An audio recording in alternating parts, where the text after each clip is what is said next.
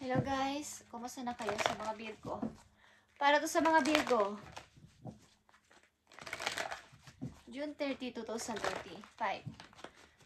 Sa pagtatapos ng June 30, 2025 at pagpasok ng July, ano nga ba ang dapat ninyong malaman, Virgo?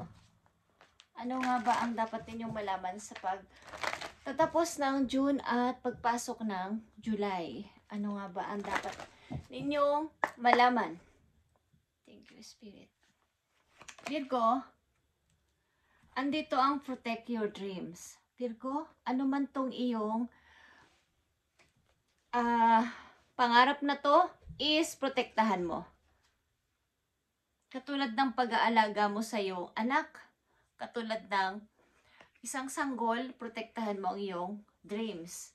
You are the guardian of your precious dreams, Virgo, and they are safe in your care. Keep them close to your heart until you're ready to release them. Huwag mo itong pabayaan na mawala sa'yo itong pangarap mo na to, Virgo. Okay? Ano man to? Ano man tong pinoprotektahan mo sa iyong sarili is pakaingatan mo at huwag mo muna itong ipagsasabi. Okay? Mga message for you sa pagtatapos ng June at pagpasok ng kung ikaw ay nanganak, kung kayo ay babae, Virgo, at kung kayo ay lalaki, maaaring ang inyong kasintahan o asawa ay buntis, okay, or nagdadalang tao, or magkaka-baby na kayo, okay? So, protektahan mo ang iyong dream. Kung ito'y sa trabaho, sa mga negosyo mo, is protektahan mo rito. Depende sa inyong sitwasyon. Okay, Virgo?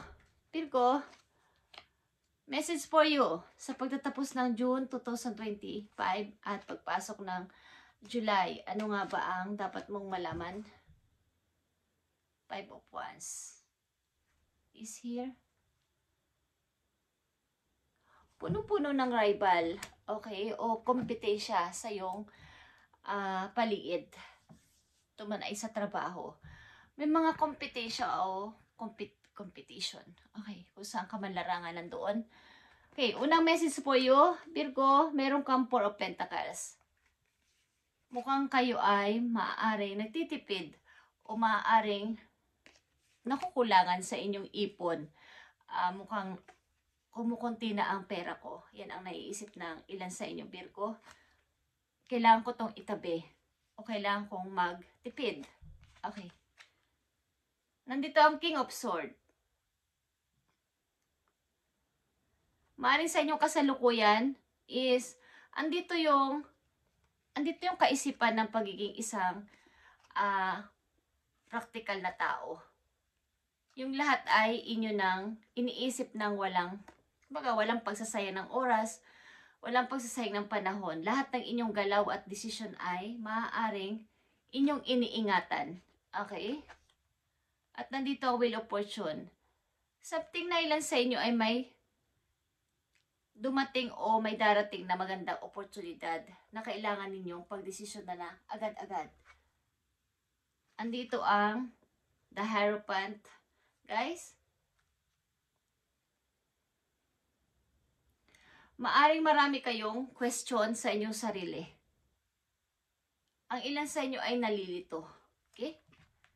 Nalilito sa maaaring, hindi ko alam kung kayo ay may minor na problema sa pamilya mula nung kayo ay bata pa at nadadala nyo hanggang sa inyong kasalukuyan na kahit kayo ay matured na o nasa tamang pag-iisip na ay marami kayong question mark sa inyong isip.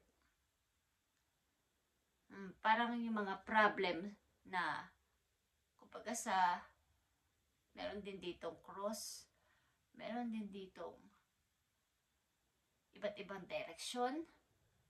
Okay? Something.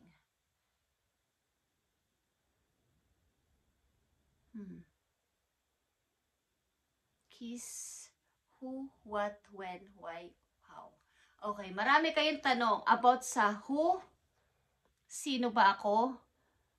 Ano ba ito? Ano ba ako? Kailan ito? Kailan ba ito? At bakit? At papaano? Okay, marami kayong question. Ilang Virgo na nandito? Pagamat may mga dumarating na mga opportunity o magandang mga pagkakataon, maraming mga magandang nangyayari sa inyong buhay is marami kayong question sa inyong kabataan. Ilan sa inyo? Maaring ang opportunity na to na nandiyan na sa inyong harapan ay hindi nyo alam saang direction kayo pupunta. Papunta ba sa right? Papunta ba sa left? Papunta ba, didiretso ba ako? O dito na lang ako? Mag-i-stay na ako. Mag-i-stay na lang ako dito. Okay.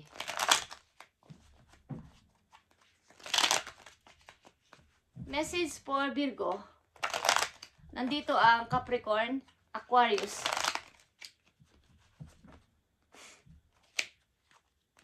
Ang inyong energy. Nandito din. Okay. Message for Virgo sa natitirang araw ng June at pagpasok sa July. Pagpasok ng July, tingnan natin, Virgo.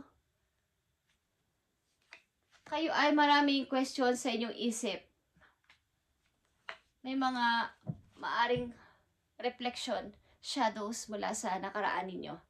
Okay, talagang kayo ay nagtitipid sa money. Maaring ito na lang yung aking kulang. Ito na lang yung natitira sa akin. Kailangan ko tong i-keep. Nagkukulang na ako sa pera. Tingnan natin. Virgo, may dalawa ka ditong 4 pentacles. Maaring nagigipit o nakukulangan ka. Meron pa naman. Kaya lang ay kailangan ko tong i-hold ng mabuti. Okay? Para pagpasok ng July, maaring ayaw nyong mawala ng talaga ng ipon o ng pera sa wallet. Okay, Virgo, 4 pentacles. Andito ang 7 of Cups. Have many options, many offers. Kaya lang ay may mga good and bad sa offers na to. At hindi nyo alam how to choose kung alin dito sapagkat may mga mas marami dito ang bad o marami dito mga bad offers. Ibig ko sabihin mga hindi legit, hindi totoong offer. Okay? Something na ma-involve kayo sa trouble kung sakasakali na ito yung inyong piliin. Okay. Dahil kayo ay nawawala ng money, nagkakakulang kayo sa pera, maaring may mga tukso sa paligid. Ilan sa mga kakilala ninyo, inuudyokal kayo ganito, ganyan, or may mga offer na ganito gawin mo, Virgo, para dumami ang money mo. So, ang hirap mag-decide. Okay, may ganito kayong issue sa ilang Virgo. So, ito ay para sa lahat ng Virgo. Kung ito ang inyong sitwasyon, ingatan nyo ang pagpili, guys, sa offer na to, sapagkat pa kayo ay ma-involved sa trouble. Okay? King of Swords is here. Guys, marami kayong mga panghihinayang. Marami mga, kaya sabi ko meron kayong complex. Pagkatanong,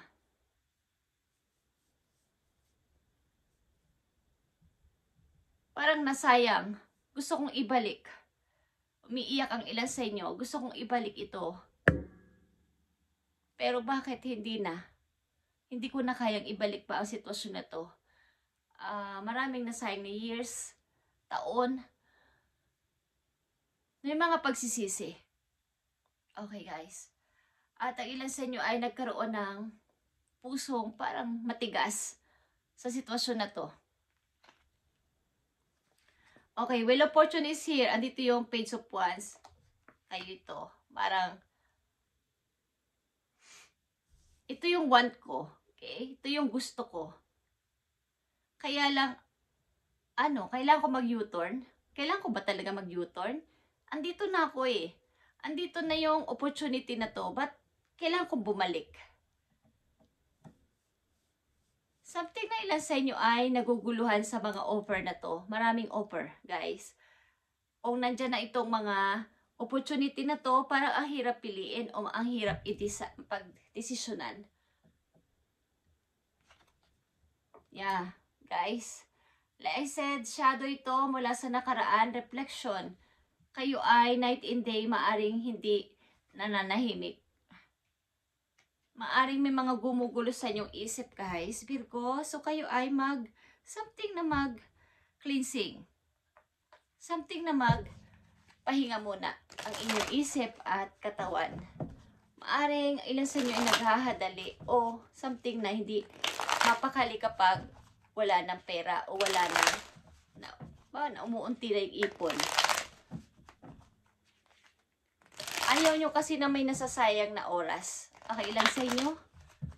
Andito ang healing energy message for you sa natitirang araw ng June at pagpasok ng July. Virgo, tingnan natin kung anong sasabihin sa'yo o payo. Virgo, andito ang unconditional love. My heart is free from resentment toward others. I open the eyes of my heart and discover the light and beauty in every being. I am aware that suffering can cause distress and hurt in people. I see the pure child in everyone and practice forgiveness. Okay, guys. Maaaring ang ilan sa inyo ay pinapractice talaga ang sarili na magkaroon ng pag-ibig, pag-unawa sa lahat ng tao. Na parang sa palagay nyo ay katulad nyo ang naging experience sa buhay nung kayo ay nakaranas ng ganitong klaseng hirap. Pinipilit nyo silang intindihin at unawain kung ano man ang kanilang nararamdaman. Kung sila ay may konting tampo, galit o masakit magsalita, minsan is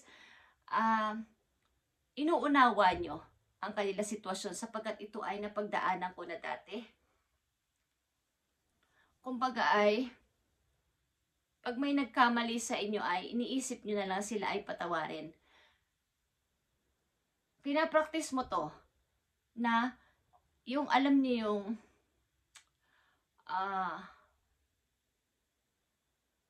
yung may nagawa kayo dati minsan na pagkakamali sa nakaraan, gusto nyong i-fix sa salukuyan para naman magkaroon ng makabawi ako. Yun ang ibig sabihin. Makabawi ako kung ano man yun. Virgo? Okay. Kayo ay maraming questions.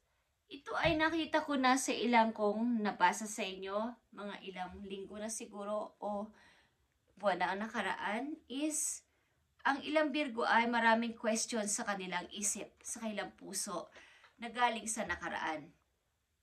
Something na ginugulo kayo ng galing sa nakaraan. Maring wala pang closure. Kung ano man ito, guys. Kung abot ba sa inyong mga magulang, meron kayong mga hindi pagkakaintindihan, at wala pang mga pag-uusap na malinaw, is sikapin ninyo na magkaroon kayo ng reunion ng inyong family. Kahit kayo ay sabihin natin na hindi na kayo magkakasundo or mga broken family kayo sa inyong kabataan, ang inyong father and mother ay hiwalay, is sana ay magkaroon kayo ng pag-uusap pa rin at magkakita-kita. Mukhang may marami kayong questions. Hinahanap nyo ang inyong sarili. Okay. Ito ay soul searching, maybe sa ilang Virgo. Soul searching. Mukhang kayo ay nagkaroon ng awakening. Uy. Awakening. Guys. Tingnan natin, Virgo. Sa mga darating at andyan na opportunity is maging aware kayo. Sapagkat pa kayo ay masama sa trouble kung sakasakali na hindi nyo ito pag-isipang mabuti. Message for you sa natitirang araw ng June at pagpasok ng July 2025. I need 3 messages dito. Ito man ay paalala sa inyo. Virgo? Virgo? Yeah. Andito ang firm foundation, guys. Maaring kayo ay nakakaranas ngayon ng parang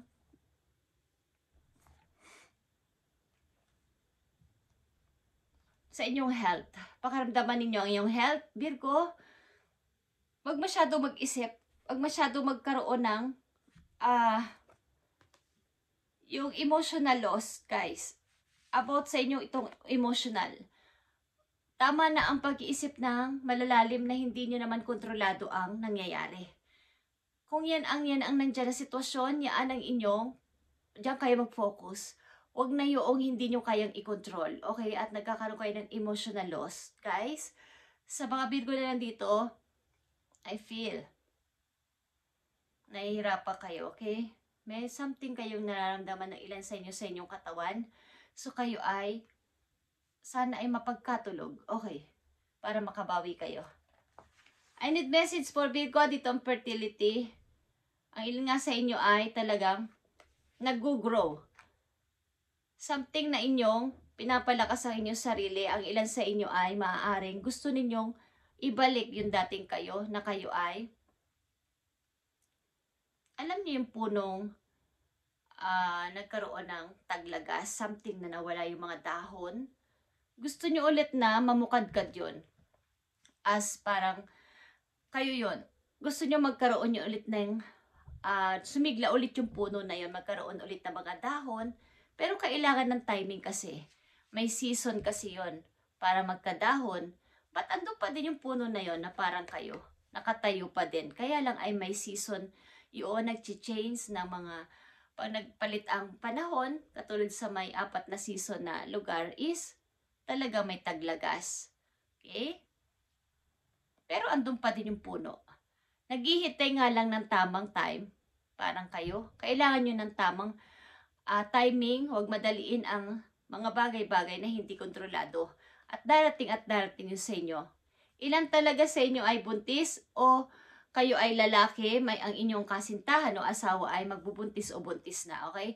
At ang ilan din sa inyo ay mukhang nag-grow talaga sa buhay. Pinipilit ulit na mamunga o magkaroon ng dahon. Okay, guys.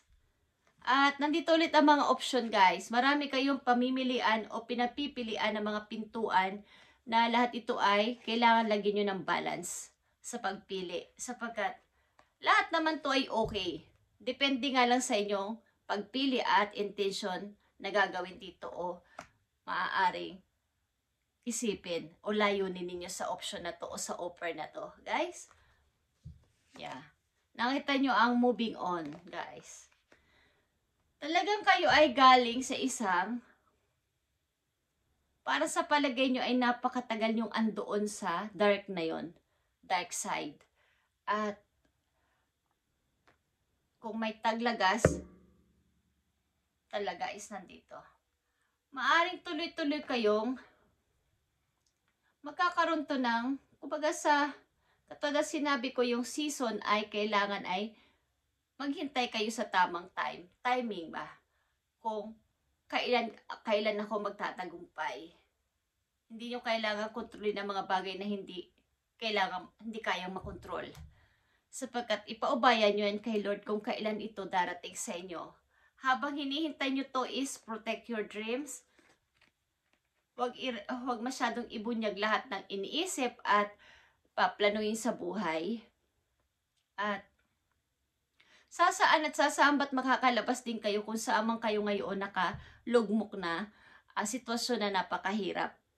Dahil kahit kailan, kahit sa mga tunnel, kung dadaan ng isang sasakyan o tao, lalabas at lalabas kayo, may labasan o may lagusan ang isang tunnel.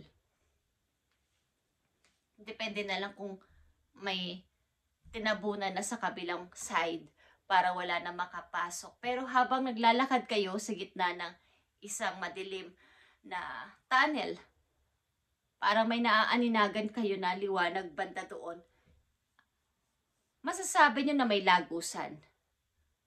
Sasaan at sasaan ba sa kalalakad at kakausad din nyo pa-forward, makakalabas kayo sa tunnel na yan na inyong kinalalagyan, sa dark na yan o sa sitwasyon na yan na napakahirap. So habang hinihintay nyo ang pagkakataon na yun, is pilitin ninyo na mag-grow sa sarili at piliin ang dapat piliin na alam ninyo sa palagay ninyo ay ito yung dapat kong piliin. Kung ano man tong offer na to na dumating. Andito 7 of Cups. Movement, choices, and decision. And Wheel of Fortune. Guys, kaya nandito ang unang message nyo na protect your dream. Lahat ng inyong susubukan, paplanuin at isipin mo na sa araw na to ay inyong itago-tago muna at huwag ninyong ipagsasabi. protect your dream hanggang sa ito ay inyong mabigyan ng parang pagka-final na decision. Okay. Sa natitirang araw ng June at pagpasok ng July, Virgo, isang message po yun dito na napakahalaga. At matulog-tulog kayo guys. Huwag masyadong isipin itong kakulangan sa pera. Okay? Para bigyan ng kaliwanagan ang isip, baka kayo ay biglang pumili sa isang bagay na ipapahamak ninyo dahil sa naiisipan nyo na lang na kulang na ang aking ipon. Maaring itong offer na to ay lie. Okay? Lying. Naglalying yung nagsasalita sa inyo. Or scam ito or hindi ito legit. Baka ma-scam kayo guys. Okay Virgo. Nandito ang business. Yeah, speaking of mga iniisip-isip na mga dreams ninyo ay nandito ang business. Think about executive roles like becoming CEO or anything in the corporate sector.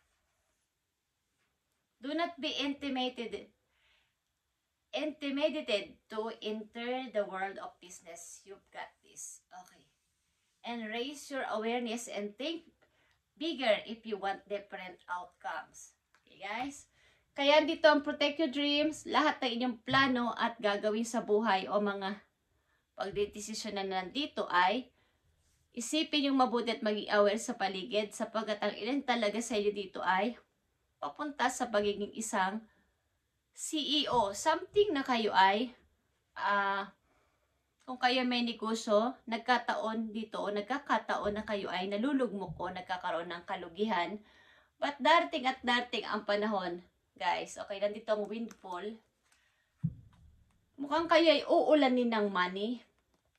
Mukhang kayo din ay naghahanap ng mga iba't ibang klase ng trabaho bukod pa sa inyong main job. Okay. Mukhang kayo ay papasok sa isang negosyo o pagninegosyo, Virgo, so kayo ay maging aware dito.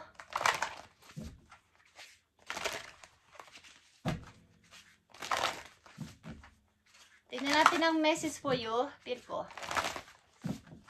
Last message for you. Thank you, Spirit.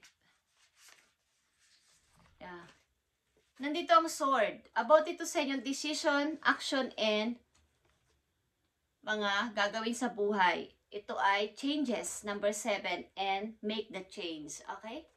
Make the change, Virgo. Sasabihin ko pa lang dito sa pagkakakita ko ng King of Swords dito. Sa inyong second message ay mayroon ditong gunting and suklay. Sasabihin ko pa lang na kayo ay nagpapagupit o magpapagupit ng hair. Mag-iba ng style ng inyong looks. Okay guys. Andito ang make a change. Umpisahan nyo sa inyong looks. Kailangan siguro ay mag-ayos-ayos kayo. Tignan ang sarili sa salamin. Maaring napapabayaan nyo na rin ang inyong sarili. O kaya ay marami kayong gusto nang baguhin sa inyong buhay. Something na big changes ito guys. At ang susunod din yung pagbabago dito ay magkakaroon talaga ng katuparan sapagkat ang ilan sa inyo talaga ay nag-iisip ng ganitong paraan na may increase pa ang inyong money. At nandito din ang fertility guys. Nakita nyo ba ang The Empress at King of Swords? Napakatalino nyo mag-isip at talagang napaka-practical. Ang inyo lang ditong kahinaan ay yung inyong galing sa nakaraan. Reflection, something shadow, galing sa past ninyo na kailangan ninyong i-detox, something na i-cleansing. Linisin ang inyong puso at mawala na to. Linisin ninyo ang inyong sarili. Something na alisin na talaga lahat ng mga gumugulo sa inyong isip, sa inyong puso para talagang tuloy-tuloy na ang napaka magandang pagbabago sa inyo. At protect your dream, Virgo. Thank you and God bless. At ito ang napakahalagang message sa inyo sa pagtatapos ng June at pagpasok ng July. At ingatan ninyo ang inyong katawan, guys. Unahin ang inyong emotion. Something na tigilan nyo ang sobrang pag-iisip. At ingatan nyo ang inyong bone, something. Okay? Iwasan nyo rin magbuhat ng mabigat. Ilan sa inyo, Virgo? Mahina ang inyong bone. Okay, ingatan ninyo ang inyong bone. Kung buto. Okay? Kung hanggat maaari, uminom kayo ng mga supplement para dito. Okay, Virgo, thank you and God bless sa inyo lahat.